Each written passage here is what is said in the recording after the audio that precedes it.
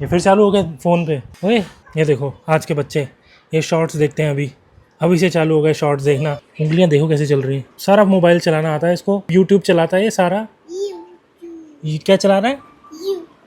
ढंग से बोलना नहीं आता, यूट्यूब बोलना आता है पहले। उंगलियां देखो कैसे चलती हैं। ये देखो कौन सी वीडियो सेलेक्ट करनी है वो यहाँ पर अभी ये चूज़ करेगा। अभी पसंद नहीं आ रही, कुछ पसंद नहीं आ रहा है इसको। अब ये चलाए। कौन खींचने पड़ेंगे?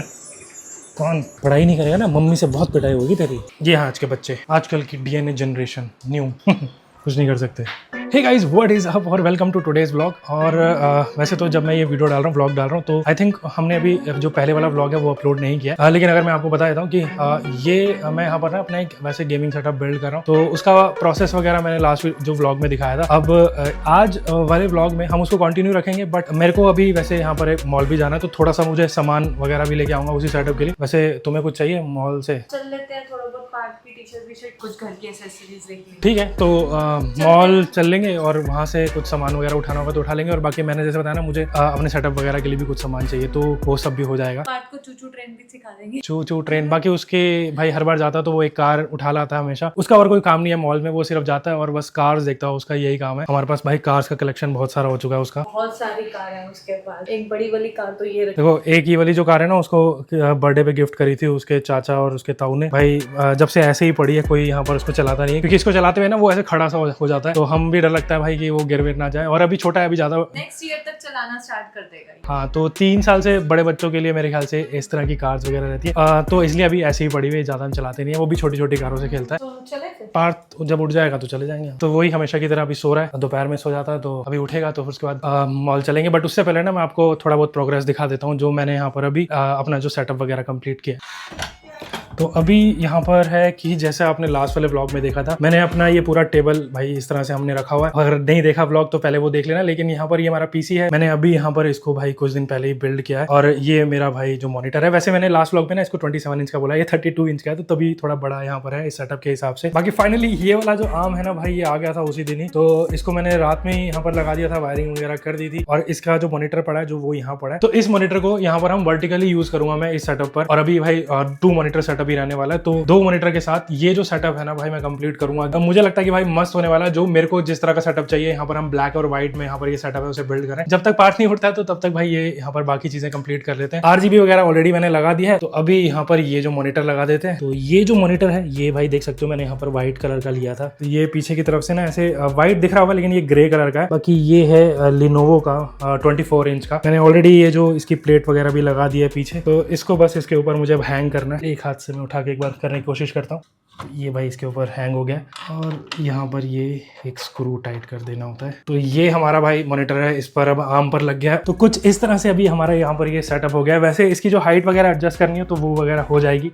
तो ये भाई अपने हिसाब से मैं रख सकता हूँ, आई थिंक इसके बराबर ही, और सही भी लग रहा है। फ्लैट मॉनिटर है, बाकी कुछ ऐसी इसकी लुक रहेगी ओवरऑल। लेकिन अभी बहुत सारी चीजें इसमें होने वाली हैं। तो यहाँ पर वॉल पे भी मेरे कुछ शेल्स वगैरह लगेंगी। बाकी RGB वगैरह हम ऑलरेडी यहाँ पर इंस्टॉल कर चुके हैं, लेकिन कुछ जो यूनिक सी RGB मेरे पास आई थी वो ऑलरेडी यहाँ पर रखी हुई है। कुछ 4-5 डब्बे हैं भाई अलग अलग, और ये भाई थोड़ी डिफरेंट तरह की RGB है। तो ये सिंक लाइट रहती है, आपके मॉनिटर पे क्या रहता है ना उसके हिसाब से रहती है। ये भी LED बार्स वगैरह है। और ये भाई वो क्या बोलते हैं, वो नैनो लीफ नहीं आती थी पहले, मतलब अभी भी आती है, लेकिन ये थोड़ा उसका मतलब बजट वेरिएंट है। ट्राइंगल्स वगैरह के साथ मेरे पास ये 2 बॉक्सेस हैं, तो टोटल 12 पैनल है। तो 12 पैनल्स को लेकर मैं यहाँ पर कुछ डिजाइन वगैरह करूंगा। पहले शेल्फ लग जाएंगे, उसके बाद मैं यहाँ पर डिजाइन करूंगा। तो एक चीज बहुत सही है, IKEA से भी मेरे पास बहुत सारा सामान आया हुआ है। ये भाई IKEA का बॉक्स है, इसके अंदर बहुत सारी एसेसरीज हैं। और साथ में ये रहे हमारे शेल्फ। ये भाई IKEA से ये शेल्फ भी मंगा लिए थे, तो ये भी आ गए हैं। और साथ में ये, अगर आपको पता हो तो इसको बोलते हैं भाई पैक बोर्ड, और ये हमारी वॉल वगैरह पे लग। इसको मुझे देखना पड़ेगा कि कहाँ मैं लगाऊंगा, एक बार सारा सेटअप वगैरह हो जाए। वैसे तो मेरा है कि इस वाली वॉल पे लगाऊं या फिर मैं इस जगह पे लगाऊंगा, तो इस पे भी बहुत सारी चीजें आ जाती हैं। थोड़ा ओल्ड स्कूल टाइप है पैक बोर्ड, लेकिन मुझे सही लगा। ये मुझे पड़ा था अराउंड 1500 रुपए का सिर्फ ये बोर्ड, और इसके साथ जो एसेसरी वगैरह आती है ना वो थोड़ी अलग आती है, वो इस बॉक्स के अंदर है। तो इसको हम बाद में अनबॉक्स करेंगे, अभी के लिए इसको साइड में रखते हैं। बाकी ये हटा दें पहले, और फिर यहाँ पर ब्लाइंड्स वगैरह लगा देते हैं, क्योंकि ये मुझे बहुत गंदा लग रहा है। इंटरेस्टिंग चीज है कि ब्लाइंड्स ना वैसे बहुत महंगे महंगे आते हैं, लेकिन एक कुछ ब्लाइंड था वो बहुत ही सस्ता सा था, वो मैं दिखा देता हूँ आपको। वो यहाँ पड़ा है भाई, ये वाला। तो ऐसा कुछ रहता है ये। अब भाई लग रहा होगा भाई ये क्या काम करेगा। ये ना टेम्परेरी सॉल्यूशन है, क्योंकि मैं एक बार देखना चाह रहा हूँ कि लुक कैसी आएगी। तो ये ना ऐसे मतलब पेपर ब्लाइंड्स होते हैं, मतलब पतले पेपर नहीं होता, बहुत मोटा पेपर होता है, तो आराम से फटेगा वगैरह नहीं। अगर ठीक लगा तो फिर देखेंगे बाद में इन फ्यूचर अगर मुझे कुछ और लगाना होगा। क्या कर रहे हो? ओए ये क्या किया है? ये क्या कर दिया? सारा कचरा ऐसे खाता है तू? और टीवी का रिमोट कहाँ फेंक दिया? ये एक तो एक बड़ी प्रॉब्लम है भाई, रिमोट ना ये सोफों के साइडों में चले जाते हैं। हाँ ये रहा, मिल गया। तो बस अभी थोड़ी देर में वापस से वहाँ पर काम चालू करते हैं भाई। और कहाँ है भाई पार्थ? ओए इधर आ, निकल। पार्थ कहाँ है? पार्थ यहाँ पे थोड़ी है ही नहीं। ये तो क्या गिरता पड़ता रहता है।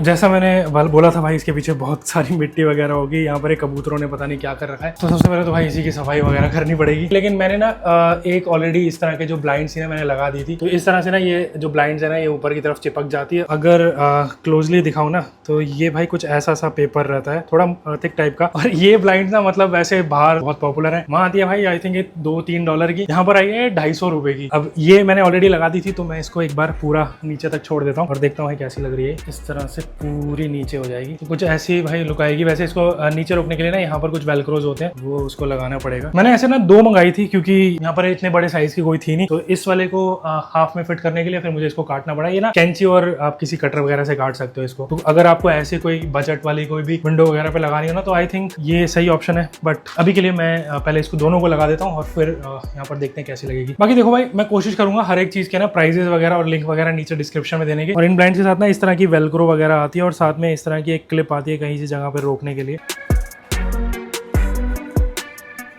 वैसे तो देखो मुझे इसको हटाना नहीं है, कभी भी ऐसे ही लगी रहेंगी। बट इन केस कभी इसकी हाइट वगैरह एडजस्ट करनी हो ना, तो ये क्लिप्स वगैरह रहती हैं जो ऐसे करके लग जाती हैं। तो अभी हमारी एक ब्लाइंड यहाँ पर लग गई है और दूसरी ब्लाइंड में यहाँ पर लगा देता हूँ। थोड़ा बहुत ट्रांसलूसेंट तो है, ये आर पार थोड़ा सा दिख रहा है। अब दूसरी वाली भी खोल लेते हैं। और ये भाई एक जो है ना ये 3 फीट की है और मेरी पूरी विंडो ये भाई 5 फुट की थी। तो मुझे दोनों वाली में से ना आधा फीट काटनी पड़ेगी।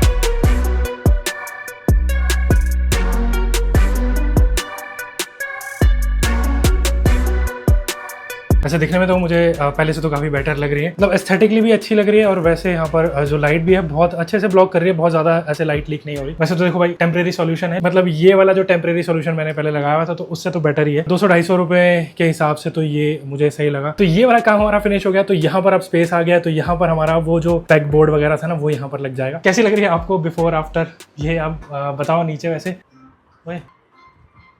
क्या कर रहा है? तो ठीक है चलते हैं, है ना, ताकि जल्दी से फिर आ जाए वापस लेके सामान। चल रहे हैं मॉल? चलो मॉल तो चलो। हाँ तो तैयार हो जाओ, पार्थ को भी तैयार करो। मैं तो तैयारी बैठी हुई। हाँ तो अभी मॉल चले जाते हैं, वहाँ से सामान वगैरह जो उठाना वो उठा के फिर मैं बाकी जो चीज़ें उसको इंस्टॉल करता हूँ।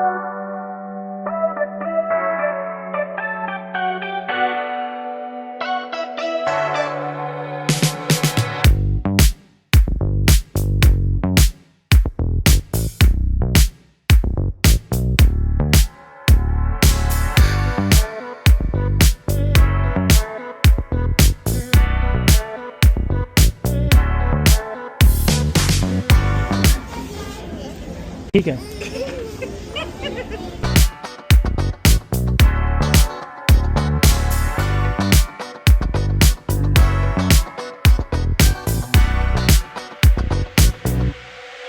पार्थ क्या लिया है?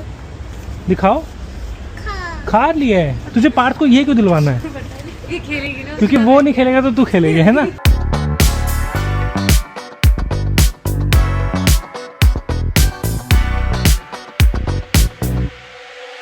ये कैसे बैठी है? इसको क्या हुआ है?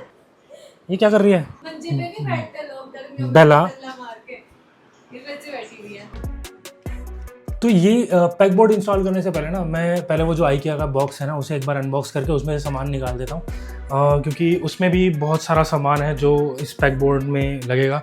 तो ये रहा भाई वो बोर्ड।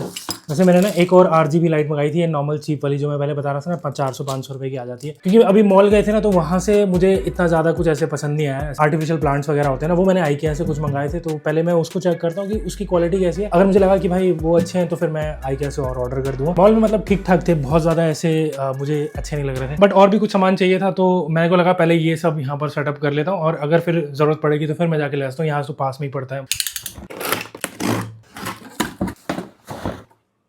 तो ये भाई कुछ सामान मंगाया था, सब कुछ ना ऐसे एक बॉक्स में ऐसे ठूस के फेंक दिया है, ऐसा लग रहा है कुछ रैपिंग वगैरह नहीं है। मुझे लगा था भाई IKEA वाले थोड़े से अच्छे से पैकिंग करेंगे, ट्रांजिट में तो ऑब्वियसली बात है वो इधर उधर फेंकते ही है, लेकिन कुछ टूटने वटने वाला सीन तो वैसे है नहीं इसमें। अब ये प्लांट वैसे देखो IKEA का बहुत पॉपुलर प्लांट है ना, ये वाला ऐसा, अब मैं भी अपने ऑफिस के सेटअप में भी यूज करता हूँ, बट हालत देख रहे हो इसकी, मतलब ये कैसे टेढ़ा मेढ़ा सा हो गया, और ऊपर से देखो मिट्टी विट्टी भी भाई खूब लगी हुई है, ऐसे लग रहा है काफी पुराना सा है। उसके अलावा बैकबोर्ड के कुछ अटैचमेंट्स हैं, जैसे ये भाई कुछ अच्छी क्वालिटी है इसकी। तो इसके अलावा ये है ट्रे, ये भी बैकबोर्ड पे लगने के लिए है, ये मैंने मंगाया था भाई।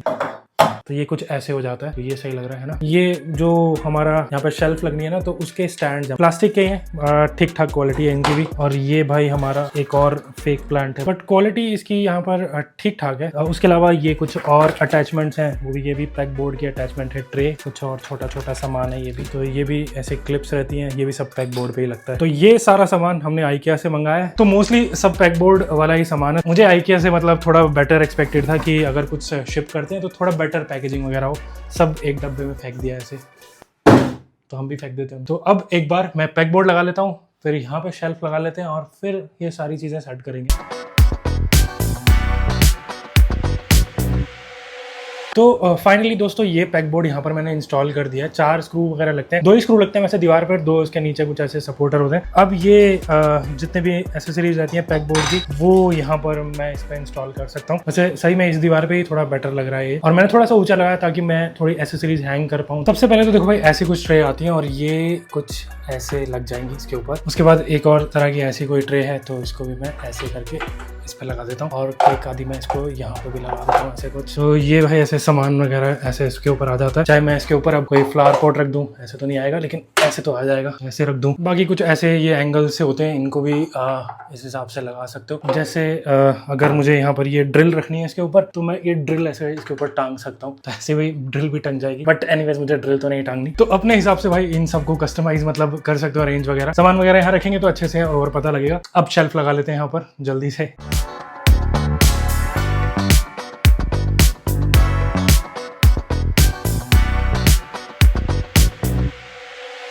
तो देखो यार, मेरे पास यहाँ पर ये 2 शेल्फ मैंने मंगाई थी IKEA से। अब एक शेल्फ तो मैं ऐसे करके सोच रहा हूँ लगाने की, बट दूसरी शेल्फ ना जो वो ये है ना, वो मुझे यहाँ पर इतनी अच्छी नहीं लग रही कॉन्टिन्यूशन में। बट अभी एक शेल्फ मैं लगाकर देखते हैं कैसी लग रही है ना।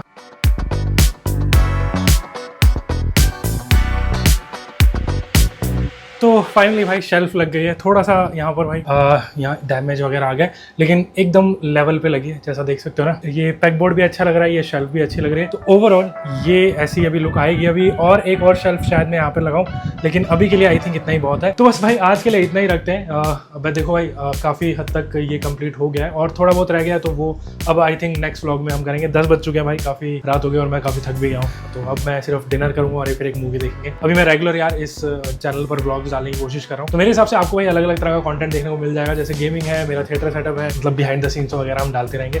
तो अगर इस तरह का कंटेंट आपको अच्छा लग रहा हो, व्लॉग मेरा मतलब मैं बना रहा हूँ, जो भी मतलब कोशिश कर रहा हूँ, तो अगर आप चाहते हो मैं इस तरह का व्लॉग बनाऊँ, और तो जल्दी से भाई इस चैनल को सब्सक्राइब कर लो। आपको कोई भी सजेशन वगैरह हो वो भी आप नीचे लिख देना। तब तक के लिए भाई take care and be safe.